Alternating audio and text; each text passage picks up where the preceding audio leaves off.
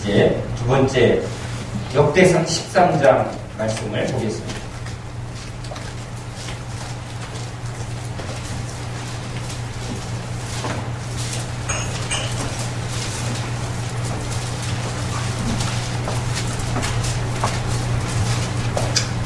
구약 631면 역대상 13장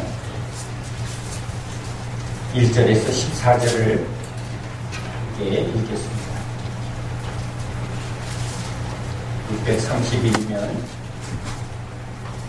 읽겠습니다. 다윗이 천부장과 백부장 모든 지휘관과 더불어 의논하고 다윗이 이스라엘의 온 회중에게 이르되 만일 너희가 좋게 여기고 또 우리 하나님 여호와께로 말미암았으면 우리가 이스라엘 온 땅에 남아있는 우리 형제와 또 초혼이 딸린 성읍에 사는 제사장과 레위 사람에게 전령을 보내 그들을 우리에게로 모이게 하고 우리가 우리 하나님의 궤를 우리에게로 옮겨오자.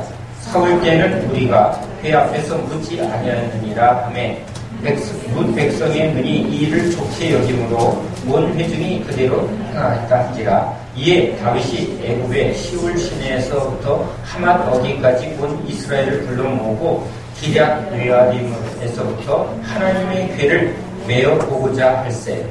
다윗이 온 이스라엘을 거닐고 발라 곧 유다에 속한 기럇 여아림에 올라가서 여호와 하나님의 궤를 메어 오려고 하니 이는 여호와께서 두 그룹 사이에 계심으로 그러한 이름으로 일컬음을 받았더라.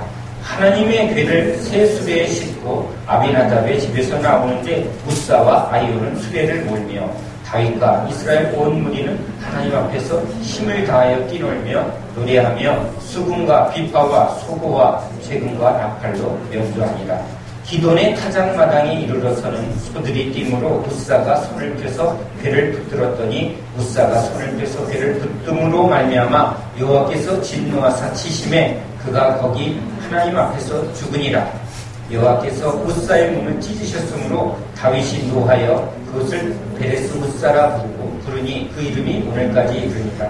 그날에 다윗이 하나님을 두려워하여 이르되 내가 어떻게 하나님의 궤를 내 곳으로 오게 하리요 하고 다윗이 궤를 옮겨 자기가 있는 다윗성으로 메어 드리지 못하고 그 대신 가드 사람 오베데돔의 집으로 메어가니라. 하나님의 궤가 오베데돔의 집에서 그의 가족과 함께 석 달을 있으니라.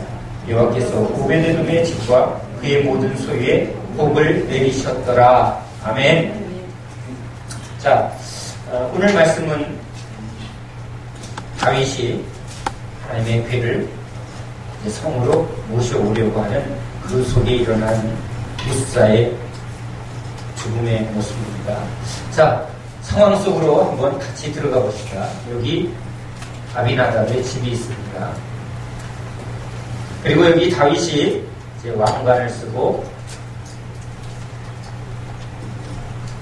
여기 지금 제가 그림을 잘 못 그립니다. 주여. 자, 관대함으로 읽어야 합니다.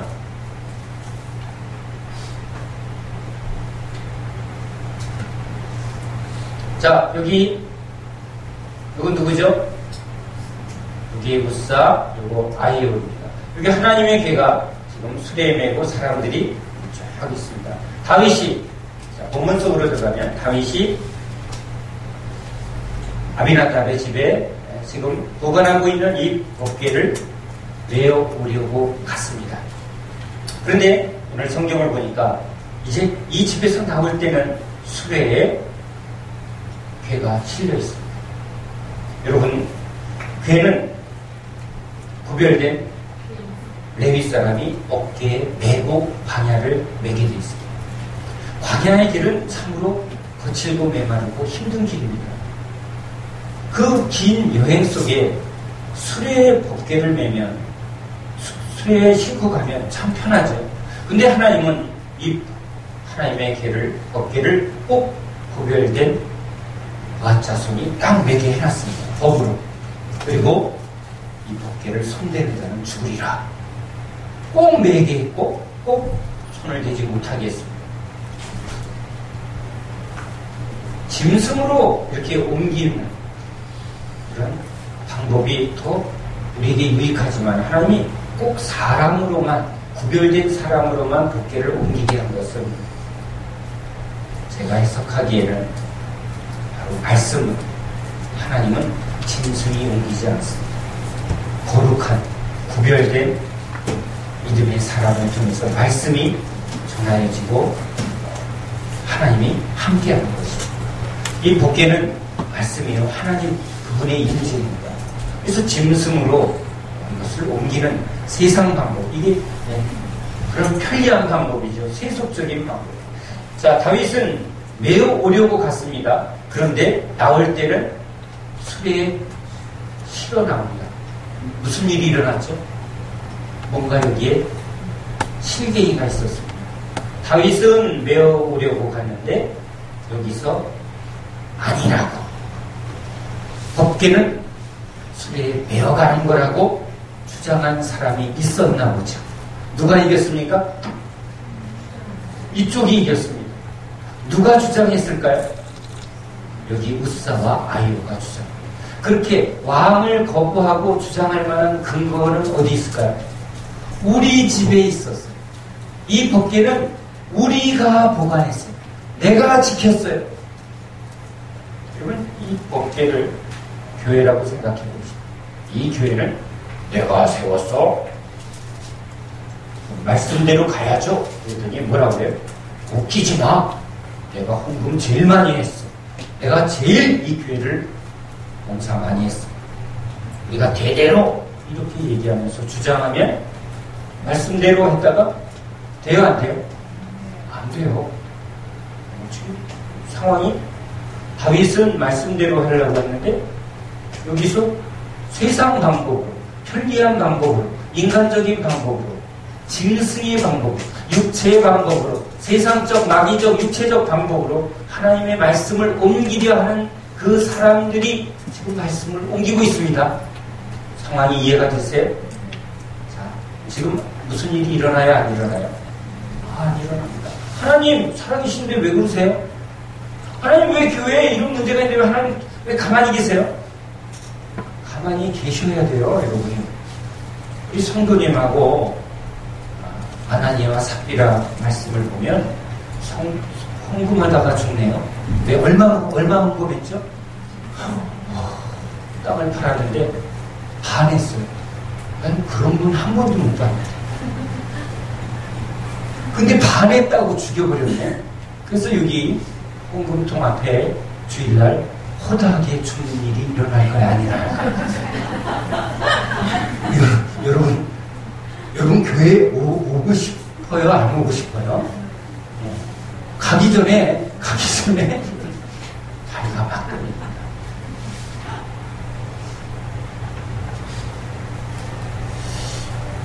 여러분, 성전에서 다른 불을 들이다가 불이 내려 통닭구이 된 사람은 누군지 아시나요?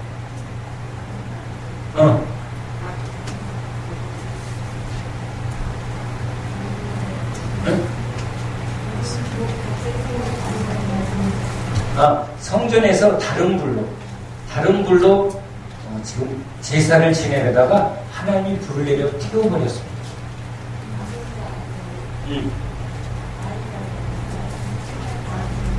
아비나답은 여기 나옵니다.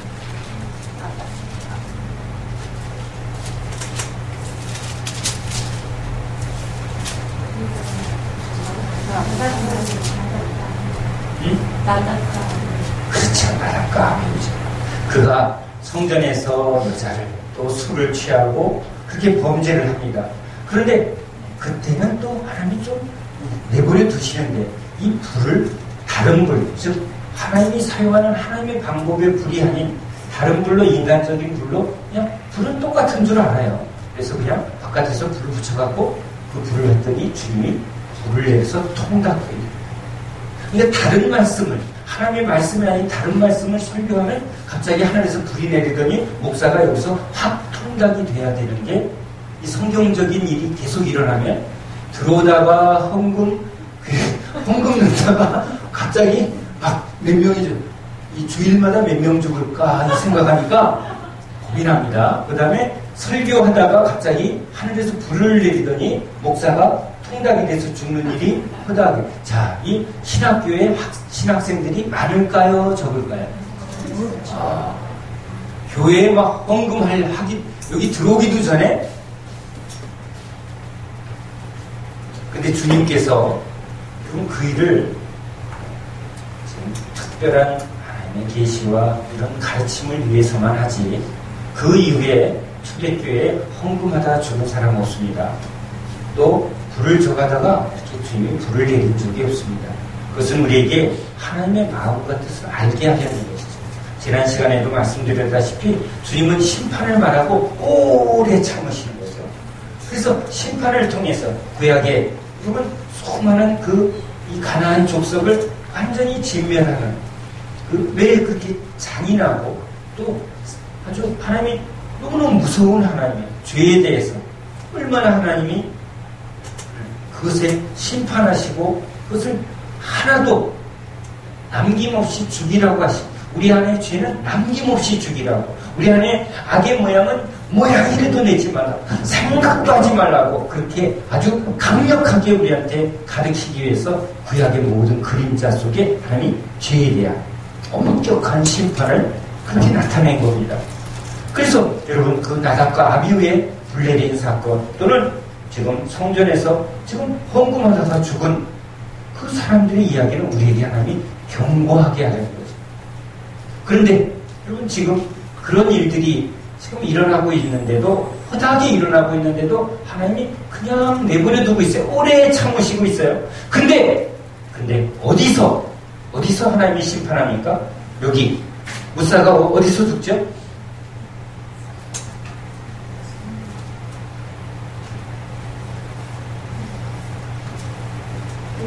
기돈의 타작마당에 이르러서는 소들이 띠므로.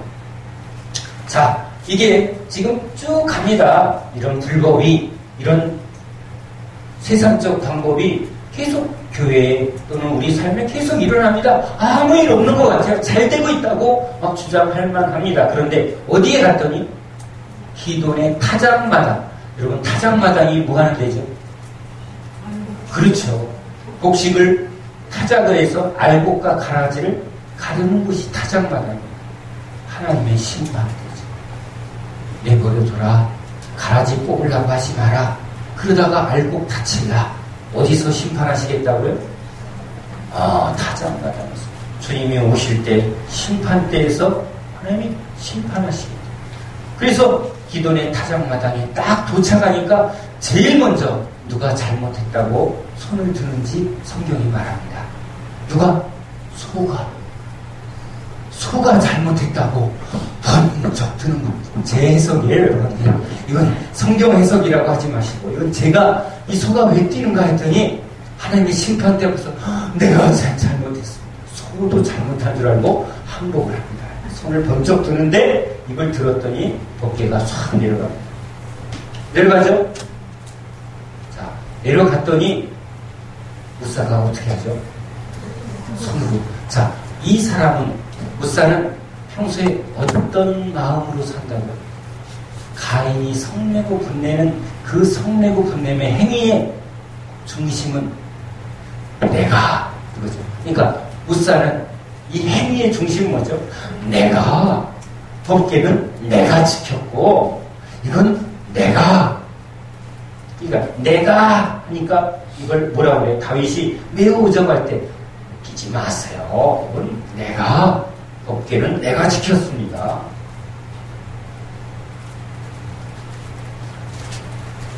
그러니까 법궤가, 여러분, 하나님이 우리를 지킵니까? 우리가 하나님을 지킵니까? 그렇죠. 그런데 이 다윗은 항상 어떤 마음으로 산다고요? 내가. 여러분, 바리새인들이 하나님에 대한 열심이 있었어요, 없었어요? 엄청났어요. 근데 그게 내가 하면 오히려 우사를 찢어 죽여버립니다.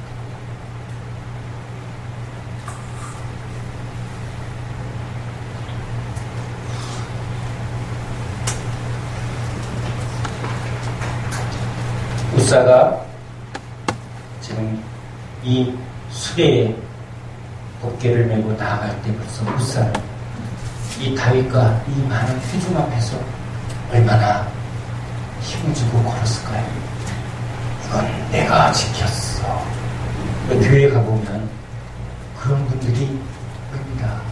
이 교회는 내가 지킨다. 이 교회는 내가 세웠어. 내가 교회 하나님 앞에 내가 얼마나 충성한데 하나님이 내가 이렇게 해서 우리 자녀들 이렇게 복 주시고 하는 이 이야기가 아주 이 신화의 시리즈는 아주 교회에 아주 너무너무 넘칩니다.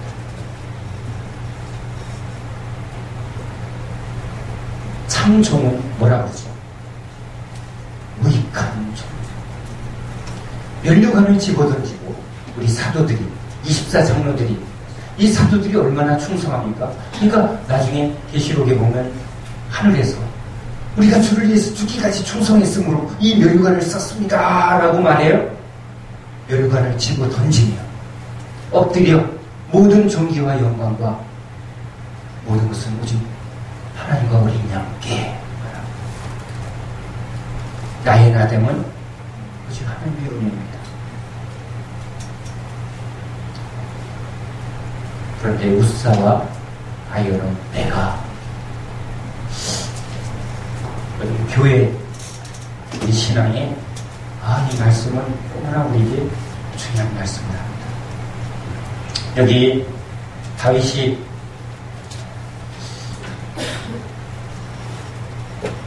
11절에 여호와께서 우사의 몸을 찢으셨으므로 다윗이 노하여 그것을 베레스 우사라 부르니 다윗이 노했습니다. 다윗이 노했대요.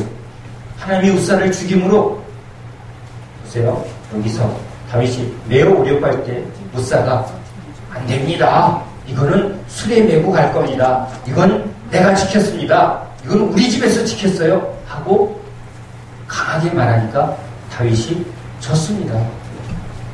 다윗이 이들을 꺾을 수가 없었습니다. 그래서 어떻게 보면 죽었으니까 다윗이 뭐라고 말해야죠? 다윗이 통쾌히 여기사 주의 말씀을 내 말을 듣지 아니한 거로 하나님이 치셨구나. 본보기가 됐으니 참으로 기쁘다. 이렇게 써야 되는데 다윗이 노했습니다. 왜 노했을까요? 저는요 이 일을 실제 겪었습니다. 어느 권사님이 말기 폐암에 걸리셨습니다. 병원에서 전혀 할 수 없는 상황에서 어느 섬에 미술인들이 캠프를 하면서 저한테 연락이 옵니다. 목사님, 섬에 오셔서 좀 쉬시죠? 형제요, 고맙다. 나도 지금 너무 지쳤는데, 날 오라고 하니까 가서 쉬어야지 하고, 인천에서 배 타고 들어가는 그 미술인들 여름 캠프에 가서 쉴 생각으로 낚싯대 좀 한번 던져보자 하고, 낚싯대를 몰래 2개 챙겨서 쉴 공기라고 딱 도착을 했습니다. 그리고 도착해서 예배를 딱 드리는데, 거기에 머리가 확 빠진 할머니 한 분이 앉아 계십니다. 환자죠. 암 환자죠. 하도 보니까 알죠. 아이고, 날 쉬라고 오더니 환자를 데리고 아예 기다리고 있었구나. 아주 작전도 척하면 안 하는 거죠. 하도 당했으니까.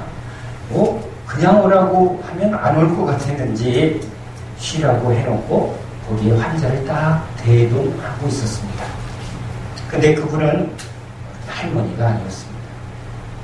용문 권사님이시고 용문교회 권사님이신데 폐암, 말기 폐암 때문에 하다가 안 돼서 지금 이 형제들이 그 권사님을 강권해서 기도 한번 받아보라고 모시고 온 겁니다. 그래서 예배를 드렸습니다. 난 지쳐 있었습니다. 왜 또 너무한다 하고 사실은 속에서 불평을 조금 하고 있는 상황에서 찬양을 하는데 찬양하는데 갑자기 은혜가 임합니다. 찬양하는데 막 불이 임합니다. 막 뜨거워지고 제가 막 너무 은혜가 됩니다. 지쳐서 와서 완전히 탈진해서 왔는데 찬양 중에 은혜가 임하니까 제가 막 뜨거워졌습니다. 그래서 말씀을 증거하고 권사님한테 손을 딱 얹었는데 불이 막 불같이 임합니다. 본인도 막 자기 안에 하나님이 막 뭐가 확 불이 들어오고 막 자기 이 암덩어리가 확 줄어드는 걸 환상으로 보여줬답니다. 반 없어지는 거. 그걸 체험했대요. 근데 제가 그분한테 권사님 고맙습니다. 권사님 덕분에 제가 불받았습니다. 하나님이 은혜를 누구 때문에 줬을까요? 그 환자 때문에. 제가 이뻐서가 아니라 그 환자의 응답하시는 하나님이죠. 그래서 저는 탈진해서 갔는데 그분 때문에 제가 오히려 통로가 돼서 은혜를 받은 거예요. 기도원에 불 받으러 간다고 불이 잘 떨어지나요? 아닙니다. 제가 거기서 제가 은혜를 오히려 불 받고 은혜 받아서 권사님한테 고맙습니다. 그런데 그분이 말씀합니다. 불이 퍽퍽퍽 이런 거 보여주셨다. 그래서 이제 그분하고 거기서 기도를 했는데 이제 자기 같은 암 환자들을 위해서 자기가 사역의 길을 걸어가겠다. 그래서 제가 치유센터에 꿈이 있습니다. 환자를 섬겨보니까 좀 제대로 섬기고 싶은데 저는 그냥 말씀과 기도만 하고 싶은데 누군가 그걸 좀 잘하면 나는 거기 가서 말씀과 기도만 하고 싶습니다. 그런데 인간적인 욕심으로 하는 곳에 가서 제가 저에게 주신 은혜를 이걸 쏟고 열매가 하나님한테 안 드려진다면 난 그 일을 할 수는 없습니다. 권사님 하세요. 권사님이 그 일을 하시면 내가 가서 섬기겠습니다. 나는 말씀과 기도만 하겠습니다. 그런 기도원을, 그런 치유센터를 운영하는 일은 진짜 경험한 사람이고 그런 환자를 잘 섬기는 법을 잘 알고 뭘 좋아하는지 자기가 천연식품, 자연식품, 건강식품 이걸 많이 해봤으니까 그거 잘할 수 있다는 거예요. 그래서 하세요. 부모한테 물려받은 그걸 있는데 그걸 팔아서 하겠다고 그렇게 말합니다. 그래서 먼저 영적으로 더 충만하십시오. 이 의문에서 여기까지 왔습니다. 여기서 일주일 같이 기도도 하고 예배 때 나와서 찬양도 하고 왜? 이제 사역의 길을 걸어가야 되니까 이제 더 은혜 받아주시고 우리 성도들은 그때 그 권사님의 얼굴이 막 해같이 빛이 납니다. 그 머리가 탁 빠지고 막 약에 쪄들이고 막 죽음의 그림자로 가득했던 그 권사님 얼굴이 막 소녀 같습니다. 찬양을 얼마나 기쁘게 하는지요. 그렇게 충만해졌습니다. 그런데 사람이 화장실 들어갈 때랑 나올 때랑 이게 달라지니라 그걸 붙들어주는 말씀 그런 은혜의 줄기를 계속 붙들어야 되는데 멀다는 거예요. 아플 때는 일주일에 막 2번, 3번 논문에서 오더니 낳고 나니까 왜 이렇게 뭐냐는 거예요. 남편이 조그만 경차를 사줬습니다. 왜? 낫게 하려고. 근데 낳고 나니까 경차에 들어가는 기름값이 아까운지 안 오기 시작합니다. 주중에 3번씩 오다가 여기 일주일 머물면서 기도하다가 다 병원에서 흔적도 없다고 그렇게 완치 판정을 받은 분이 이제 주일만 오다가 한 달에 2번 오다가 한 달에 1번 오다가 2달에 1번 오다가 그리고 소식이 없습니다. 그러다가 좀 얼굴에 은혜의 빛이 서서히 호여멀건해집니다. 그리고는 연락이 옵니다. 어디 찜질 좋은 데가 있다는 겁니다. 숯가마가 그렇게 몸에 좋다고 나를 거기 와서 숯가마를 하자는 겁니다. 가봤어요. 숯가마 땀 흘리니까 좋긴 좋더라고요. 근데 숯가마가 암을 고쳤습니까? 근데 얼굴이 그 은혜의 빛이 여러분 변장하지 마세요. 아침에 얼굴에 화장으로 변장하지 마시고 은혜의 빛이 확 임하면 막 이건 너무 빛이 나고 막 소녀처럼 얼굴이 발그레집니다. 은혜 받으면요 얼굴이 이뻐져요. 생기가 납니다. 나이 아닙니다. 나이보다 속사람이 빛이 나면 얼굴이죠. 이 영혼이 빛이 나면 얼굴이 빛이 나게 돼 있습니다. 그러니까 여러분 은혜 많이 받으시면 화장이 안 먹을 줄 믿습니다. 왜냐하면 화장할 필요가 없으니까. 은혜의 빛이 없으니까 은혜의 빛을 감추려고 그렇죠. 크림을 바릅니다. 오일, 기름 부음을 받아야 되는데 그냥 오일을 바릅니다. 이게 변절입니다. 주님이 몰라보세요. 뭐 여기다 막 주사 맞고 이상한 거 하지 마시고 은혜의 기름을 받으세요. 그렇죠? 찬송 중에 은혜가 임하고 말씀 중에 능력이 막 그럼 충만해지면 그럼 마음이 벌써 기뻐지면 얼굴빛이 막 살아납니다. 하나님이 그 얼굴을 기뻐하시는 줄 믿습니다. 그런데 하나님이 사명을 붙들지 않으면 하나님의 말씀을 붙들지 않으면 은혜는 우리 마음대로 은혜가 오나요? 그냥 내가 열심히 하면 은혜가 오나요? 아닙니다.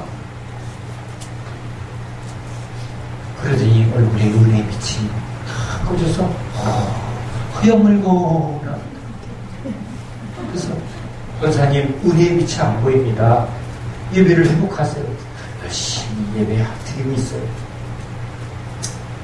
제가 그래서 말을 안 합니다. 저는요 누구한테 시키지 않습니다. 우리 교인들한테도 자발적으로 하라고 그러지 제가 명령하지 않습니다. 안 하면 내가 하지 뭐. 그게 또 좀 단점이 됩니다. 좀 시킬 줄도 알고 명령할 줄도 알아야 되는데 제가 그런 걸 아주 싫어합니다. 그런데 그 권사님한테 내가 그때 마음에 확 갈등이 왔습니다. 그러면 안 되죠! 종의 말에 순종하십시오! 사명을 붙드세요! 이렇게 막 강하게 무섭게 이렇게 했어야 되는데 그러시면 안 되는데 그래도 보세요. 힘들면 부르세요. 갈게요.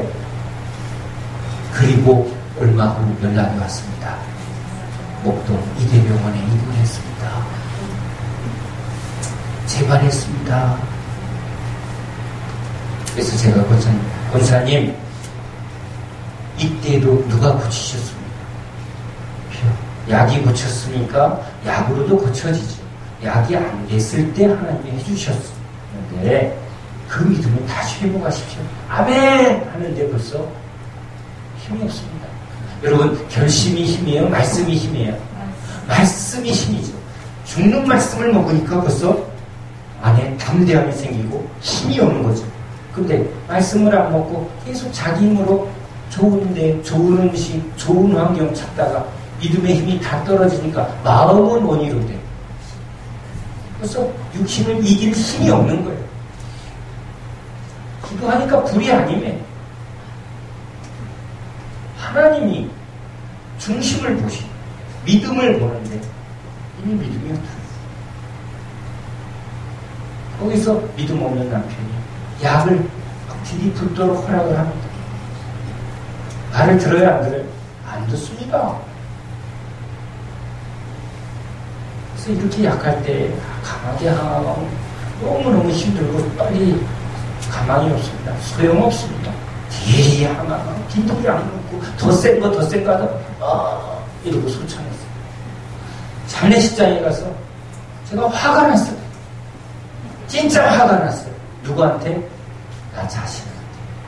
목사로서 내가 저 권사를 사랑하면 그때는 강하게 얘기했어요. 근데 내가 권위를 사용하지 않았구나. 하나님의 권위를 이때 쓰라고 하나님한테 목사의 권위를 줬는데 저는 그걸 사용하지 않았습니다.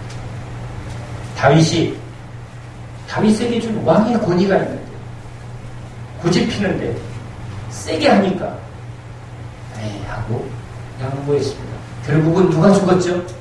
우사가 죽었습니다. 우사는 잘못해도 누구 백성?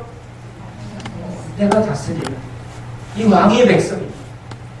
이 권사를 내가 지켜줬어야 되는데 내가 권위로 이 권사를 강하게 돈을 내서라도 할 말은 했어야 되는데 그 말에 제가 마음이 막 상한 거예요. 화가 났어요. 제 자신에게. 제가 그걸 떠오르면서 다윗이 화가 나고 이 마음 말씀이 제가 이해가 됩니다.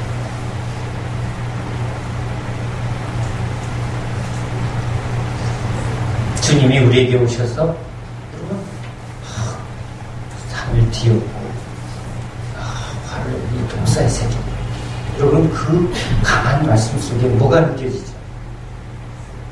사실은 사랑이에요. 한 명이라도 더 깨우는 거예요. 여러분, 주님이 얼마나 은혜의 주님입니다. 이 독사의 새끼들아. 그 말할 때 얼마나 강하게 말씀합니다. 상을 뒤집어 엎습니다. 우리 주님이 그냥 솜사탕처럼 뭐든지 다 그래 할 것 같지만 우리 자녀도 우리가 그렇게 하지 않습니다. 때리기도 하고, 내 아들은 내가 때리겠다, 남의 아들은 안 때리겠다. 주님이 회초리를 드는 것을 사랑으로 여기시기 바랍니다. 우리가 그 믿음이 있어요. 우리가 그 믿음이 있어요.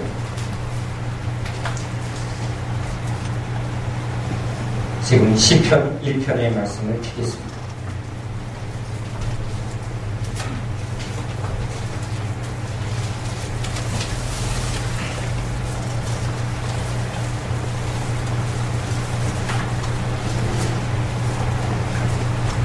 (1절에서) (3절까지) 읽겠습니다. 시작. 복이 있는 사람은 악인들의 꾀를 따르지 아니하며 죄인들의 길에 서지 아니하며 오만한 자들의 자리에 앉지 아니하고 오직 여호와의 율법을 즐거워하고 그의 율법을 죄하러 묵상하는 자. 그는 시냇가에 심은 나무가 철을 따라 열매를 맺으며 그 잎사귀가 마르지 아니함 같으니 그가 하는 모든 일이 다 형통하리로다. 아멘. 신방 가서 제일 많이 선포하는 말씀입니다. 그리고 누구에게나 다 우리가 참 좋아하는 성경 말씀입니다. 그런데 여기 복, 그렇죠?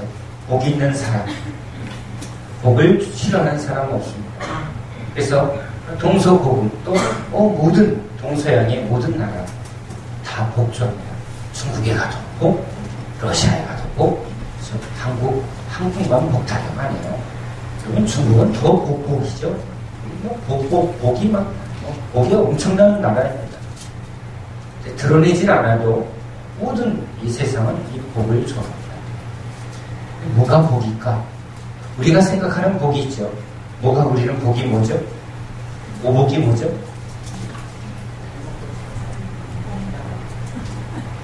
입신양명, 그죠? 그러니까 우리가 하는 일이 다 잘 되고, 자녀들이 잘 되고, 건강하고, 나중에 이까지, 이가 튼튼해야 그것까지 다 따집니다.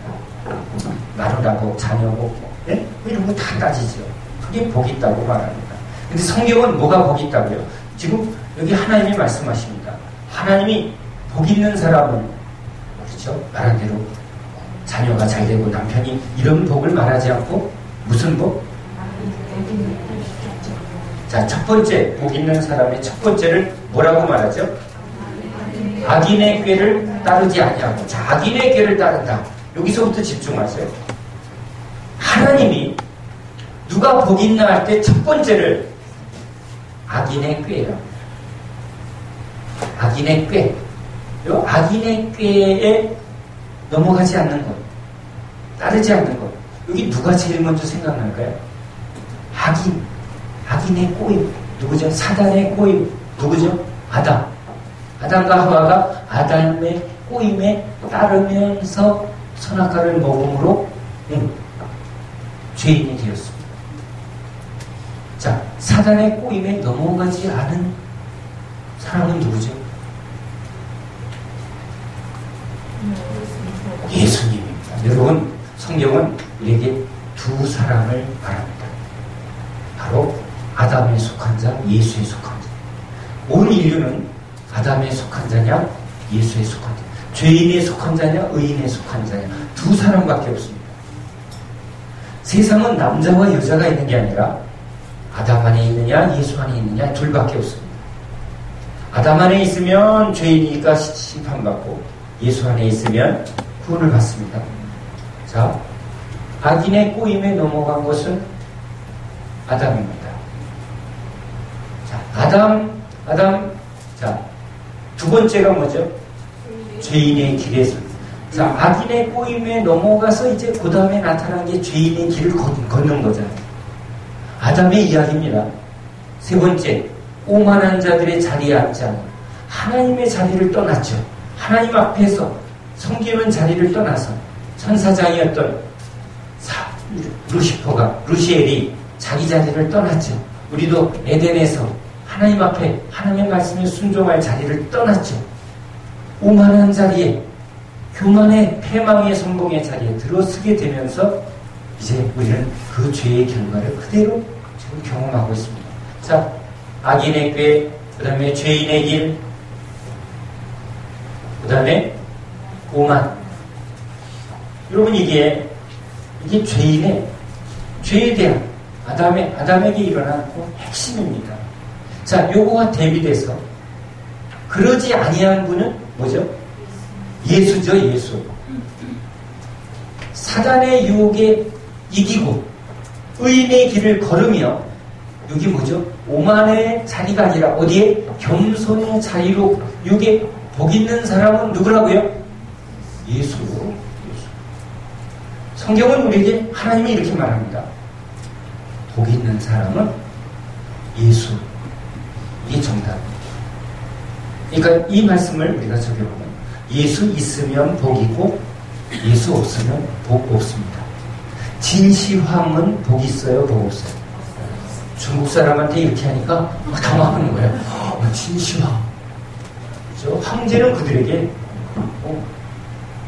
천자잖아요. 하늘의 아들인데 그는 복 없는 사람. 아주 극명하죠. 이건희는 복이 있어요? 없습니다. 부러워요? 그렇습니다. 궁정에서 잔치를 벌이고 있는 헤롯 왕이 부럽습니까?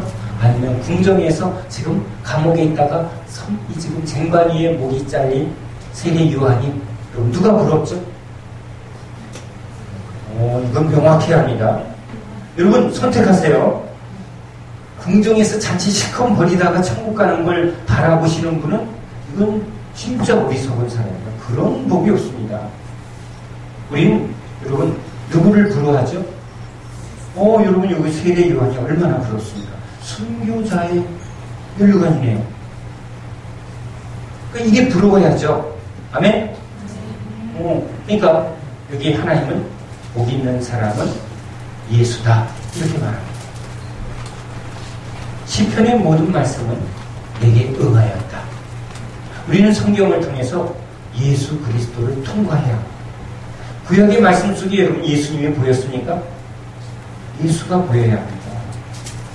아벨의 죽음 속에서도 보이고 에녹, 노아, 여러분 이 성경 속에 다 예수가 보입니다. 야곱과 여러분 또 요셉 속에서도 예수가 보여요. 모세의 모습 속에 예수가 분명히 보이죠. 이 시편의 말씀은 바로 예수님을 강하게 말하고 있습니다. 그래서 성경은 예수님을 증거합니다. 모든 말씀에서 예수를 먹어야 우리는 예수로 사는 거죠. 말씀을 먹는다는 말은 말씀 속에 예수의 살과 피를 먹고 마시는 그것이 우리 신앙의 중심입니다. 그러니까 구약을 먹어도 그 안에 예수의 살과 피를 발견하지 못하면, 그 중심이 없으면 능력이 없습니다. 여기 딱 하나님 명확하게 이 시편은 누구에게? 예수님을 지금 가르치고 있어요. 그러니까 스승의 복, 만남의 복, 그런 개떡 같은 설교를 열심히 우리가 했어요. 신방 가서 아멘, 아멘, 아멘, 아멘 했는데 성경은 그 말을 한 게 아니라는 거죠. 이 시편의 말씀은 예수를 증거하기 위하여 주님이 우리에게 주신 말씀인 줄 믿습니다. 그러니까 여러분, 우리는 다른 게 복이 아니라 주님이 복이고 주님의 말씀이 우리의 복인 것이죠. 예레미야 33장을 읽겠습니다.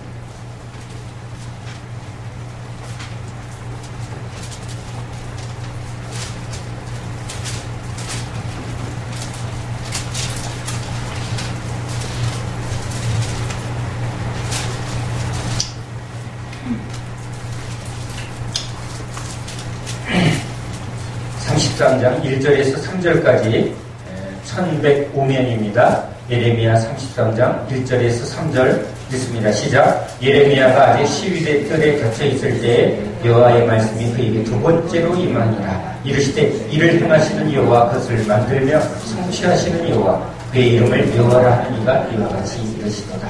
너는 내게 부르짖으라. 내가 내게 응답하겠고 내가 알지 못하는 크고 은밀한 일을 내게 보이리라. 아멘.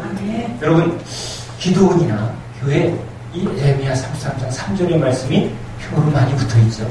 그래서 우리가 주의 성호를 주여 주여 부르짖습니다.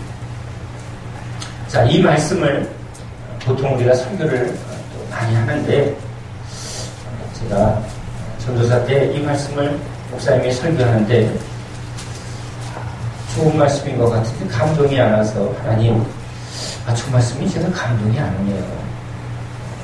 저 말씀의 뜻이 뭐예요? 저 부르짖으라. 그냥 계속 기도원에 가서 이렇게 부르짖으라는 그런 말씀입니까?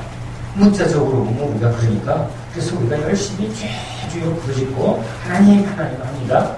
그런데 그렇게 보편적으로 설교한 말씀이 제 안에 감동이 없습니다. 하나님이 감동을 주질 않아요. 그래서 제가 자꾸 물었습니다. 그런데 다음날 새벽에 저한테 말씀이 임한 게 아니라 다운로드가 됐습니다. 갑자기 차에서 딱 내려서 기다리고 있는데 머리 위로부터 주룩 하고 우리가 말하면 다운로드가 딱 됐습니다. 이렇게 주님이 나한테 답을 이렇게 말합니다. 예레미야가 지금 갇혀있을 때 부르짖으라 하고 이 말씀을 합니다. 그러면 예레미야가 이 말씀을 들을 때 무엇을 기억하게 됩니까? 여러분, 이스라엘 백성들은 항상 어디서부터 출발하죠? 애굽에서 종되었던 너희를 지금 구원한 여호와라, 이걸 말하죠. 그래서 이스라엘 백성들은 하나님을 생각할 때 항상 너희가 애굽에서 종되었을 때 하나님이 10가지 기적을 베풀고 또 광야에서 어떻게 행하는가를 기억하라. 이게 지금 성경이죠. 앞부분에. 그래서 이 구약의 말씀을 항상 가르치고 그 구약의 말씀 속에 지금 이 예레미야, 지금 이 이스라엘 백성들이 뭔가 어려움을 겪을 때 하나님이 어떠한 분이셨는가를 기억하라. 그게 신앙이죠. 우리도 예수님이 어떻게 행하셨는가를 기억해서 그 하나님이 나에게 이렇게 해주실 줄 믿습니다. 이게 우리 신앙이죠. 그래서 2000년 전에 예수님의 말씀을 기억하고 상고하고 그걸 자꾸 아멘하고 있는 거죠. 그러면 여기 이스라엘 백성들, 이 예레미야는 신약을 알아요, 몰라요? 모르죠. 뭘 기억해야죠? 이 여호와 하나님이 어떻게 행하셨는가? 자, 언제 부르짖었죠? 아니, 이스라엘이 언제 부르짖었죠? 애굽에서 부르짖기 시작했어요. 성경을 보면 첫 번째 이스라엘이 부르짖었던 때는 애굽에서 노역이 너무 심하니까 부르짖었습니다. 자, 하나님이 부르짖었더니 어떻게 응답했어요? 모세를 보내줬는데 10가지 재앙. 여러분, 꿈에도 생각했어요, 안 했어요? 도무지 어떻게 그런 기적이 일어날 꿈에도 생각하지 못했어요. 그래서 그 엄청난 하나님의 놀라운 능력, 크고 알지 못하는 그 비밀한 그 역사 때문에 지금 애굽에서 그들이 풀려나갑니다. 근데 홍해바다 앞에서 또 부르짖죠. 왜? 앞에는 바다, 뒤에는 애굽의 군대. 뭐라고 부르짖어요? 우리를 여기 끌고 와서 죽이는구나 하고 막 울고불고 난리를 칩니다. 그때 하나님이 어떻게 해주셨어요? 생각이 났을까요? 우리가 그 속에 있었으면 우리는 어떻게 가고 싶죠? 배 타고 가야지. 아니면 저 위로 돌아서 가야지. 근데 하나님이, 모세는 지리를 알아요, 몰라요? 다 알죠. 왕자예요. 피난하여 갔다 온 사람입니다. 그러니까 어디 대충 지도를 알죠. 그래서 요번에 모세 출애굽기를 영화로 찍은 것은 그 사람들이 뭐 어떻게 했나 했더니 다 인간적으로 그때 이렇게 바다가 얇게 갈라지는 때를 봤다는 거죠. 근데 저는 그들은 그럴 수밖에 없어요. 근데 하나님이 모세를 통해서 이스라엘 백성들을 그 홍해바다 앞으로 인도해 내라는 거예요. 거기는 얕은 개울물이니까 인도했을까요? 아니죠. 그러면 내가 걷는 거죠. 갈대밭을 건넜다고 해석하는 그런 인문주의 해석도 있습니다.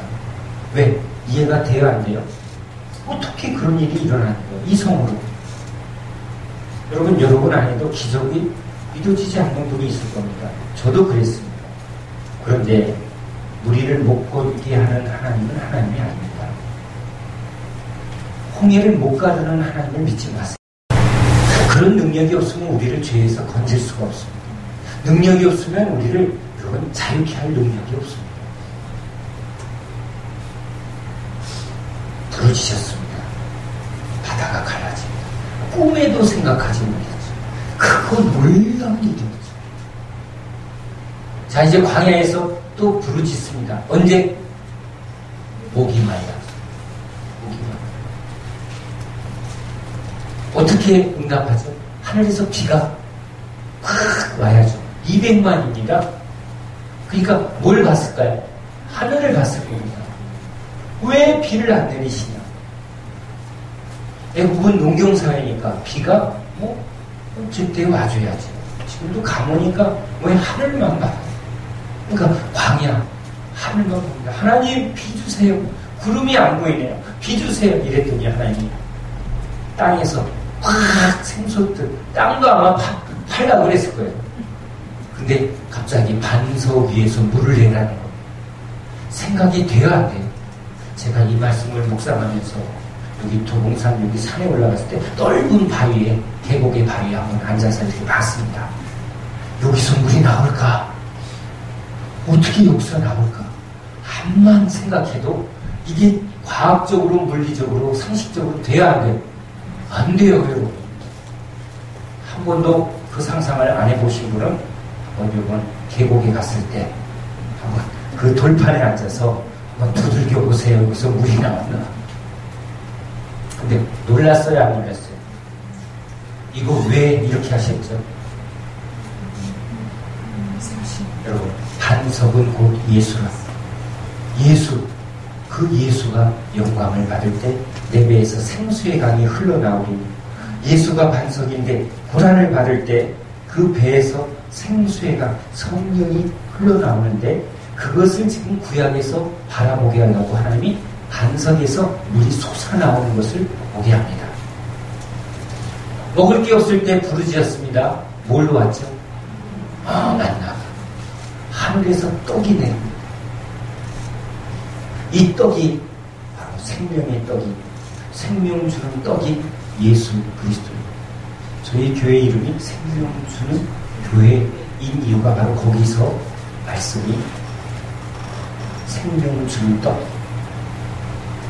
여러분, 광야에서 행하신 모든 기적, 홍해 바다를 가른 기적, 이 바다는 뭐예요? 죽음입니다. 앞에 죽음의 바다를 가르고, 죽음을 가르고 그 사이에 길을 낸 누구죠? 사망 권세를 깨트리고 그 사이에 구원의 길을 내신 분 누구죠? 예수. 홍해 바다를 가른 이 사건 속에 누구를 지금 바라보게 하려고요? 예수. 자, 반석에서 물을 낼 때 누구를 기억하게 하려고? 예수. 자, 배고플 때 떡을 줄 때 뭘? 이 떡을 주는 사건을 통해서 누구를? 생명의 떡, 예수. 이 모든 사건을 통해서 크고 놀라운 비밀, 누구죠? 예수. 예수는 하나님의 크고 놀라운 비밀이죠. 예수 외에는 다른 이름이 없죠. 다른 이름으로 구원을 우리한테 주시지 않고 이 구약의 모든 말씀, 행하는 하나하나의 사건은 주님이 예수 그리스도를 우리에게 바라보게 하고 믿게 하려고, 그래서 구약 백성도 믿음으로 구원받습니다. 믿음으로 구원받습니다. 아멘? 왜냐하면 여러분 이 말씀 속에 뭐가 있어요? 예수가 있어요. 예수는 구원자의 이름일 뿐이죠. 여기도 바로 구원하시는 하나님이 여기 있는 거예요. 똑같은 말씀이죠. 그래서 에레미야에게 지금 부르짖으라. 에레미야가 떠오릅니다. 그래, 애굽에서 부르짖을 때 어떻게 응답했고? 예수로 응답했고, 예수로 응답했고, 예수로 응답했고. 아, 예수로 응답하는구나. 메시아가 누구예요? 그리스도. 그리스도가 누구죠? 그리스도 예수죠. 그러니까 지금 예레미야는 하나님이 이 구약의 모든 사건을 통해서 메시아, 그리스도 예수를 바라보게 하고 지금 계속 오실 메시아를 지금 예레미야 보고 바라보라고 말합니다. 부르짖으라. 예수여 오소서. 자, 예수님이 왔습니다. 응답으로 오셨습니다. 그러니까 다윗의 자손은 예수여 하고 부르짖었더니, 소경이 부르짖었더니, 문둥병자가 부르짖었더니 내가 응답하겠고, 예수님이 응답합니다. 그거 놀라운 능력이었죠. 눈이 열리고 안전병이가 일어나고 문둥병이 깨끗해집니다. 여러분, 그게 얼마나 큰 능력이에요. 얼마나 큰 비밀스러운 일이었습니다. 이제 우리 신약의 성도들 부르짖으라. 그러면 내가 응답하겠고, 두세 사람이 모여서 예수의 이름으로 기도하는 곳에 무엇으로 응답하겠고? 성령으로 임하리라. 그렇죠? 그러니까 우리는 얼마나 복이 있어요. 여기는 지금 바라보고 기도하지만 우리 이미 오셨잖아요. 이미 주님이 우리 가운데 오셨어. 두세 사람이 지금 주여 주여 하고 부르짖으면 주님이 이미 성령으로 말씀으로 함께 하셨어. 크고 비밀한 우리 심령 속에 내가 말씀을 풀어줄 때 너희 심령이 뜨겁지 않아요? 여러분, 뜨거운 물 먹었어? 왜 뜨거워지죠? 오, 참 신비하지 않아요? 마음의 모든 짐이 가벼워지고 심령이 막 회복이 되어지고 묶였던 사슬이 풀어지고 걱정이 하나도 안 되고 악한 영이 떠나가고 병이 떠나갈지어다. 그 말씀 듣는데 병 낫는 사람이 얼마나 많은지 몰라요. 목사님, 예배 후에 기도해 주세요. 그런데 말씀에 막 깊이 들어간 사람 끝나고 났더니 목사님 다 나았네요. 50년 된 환자가 다 나았대요. 중국에서. 누가 일하시죠? 말씀으로 일하십니다. 성령으로 역사하세요. 부르짖으라. 그렇죠? 예레미야가 뜰에 갇혀있을 때 암담한 이스라엘 현실 속에 이 말씀을 주셨을 때 예레미야는 이 말씀으로 깨달음을 얻었습니다. 그렇지. 부르짖을 때마다 하나님은 응답하셨지. 예수로 응답하셨지. 메시아로 응답하셨지. 하나님 놀라운 능력으로 응답하셨지. 하나님 이스라엘을 구원하소서 하고 지금 예레미야가 그 기도를 하였을 것입니다. 그들은 바라보며 기도합니다. 그런데 우리들은 신약은 여기 주의 몸된 교회에 예수의 이름으로서 주의 말씀을 선포하고 주의 성호를 찬양하고 이미 주님이 응답하셨고 오신 게 응답이죠. 하나님이 우리 가운데 계신 게 응답이에요. 그래서 우리 삶에 여러 고난과 역경을 주신 그 뜻을 깨달을 때 고난이 유익입니다. 아우, 사기친 너 고마워라. 난 나를 사기친 사람이 얼마나 고마운지 제가 그 사람 고소했다가 법원에 쫓아가서 고소 취하하려고 얼마나 때를 썼는지 모릅니다. 그랬더니 검사가 이거 잘못 고소 취하면 내가 또 걸린다는 거죠. 걸려도 좋습니다. 하나님이 나한테 은혜 주신 게 너무 커서 난 이 사람이 난 너무 고마운 거예요. 날 망하게 해줘서 고맙습니다. 날 사기쳐서 너무 고맙습니다. 죄가 참 돈 갚을게. 아니요, 돈을 왜 갚아? 우리 마누라가 엄청 난리쳤습니다. 받아야지. 사기친 돈 받아야지. 조금이라도 받아와. 근데 내가 탕감 받았는데 받은 애가 더 큰데 가서 내놓으라고 500데나리온 빚진 거 내놓으라고 내가 1만 달러한테 탕감 받았는데 말도 안 돼요. 너무 고마워서 절대 갚지 마세요. 내가 진짜 절대 갚지 말라고 했어요. 한 푼도 안 받았어요. 그래서 지금도 고마워요. 그 사람만 생각하면 날 사기쳐서 망하게 해주는 사람. 그래서 저는 우리 교인들에게 변태 목사라고 말합니다. 암에 걸리면 사업에 망했다. 뭐가 참 꼬였다. 하나님 기쁩니다. 감사합니다. 그런 사람들은 예배 때 와서 기도하고 은혜 받아요. 근데 사업 잘 되고 하는 일이 바쁜 분은 뭐라 그래도 못 만나. 그러면 참 이중적입니다. 이중적이에요. 그런 분들이 다 망했으면 바라는 그 마음은 아니죠. 그 길 가운데 감사하고 참 좋은 게 있죠. 그런데 또 그렇게 바쁘다 보면 진짜 은혜 생활 놓쳐야 안 놓쳐요. 그게 너무 또 안타깝고 또 이렇게 은혜 잘 받으면 좋은데 현실은 어려워요, 안 어려워요? 또 그러면 또 그 마음이 안타깝죠. 그래서 세상들은 이 믿음의 길은 참 어렵구나. 진짜 주님 주님이 붙들어 주시면 돼요. 나가도 붙들어 줘야 되고 여기 있어도 붙들어 줘야지.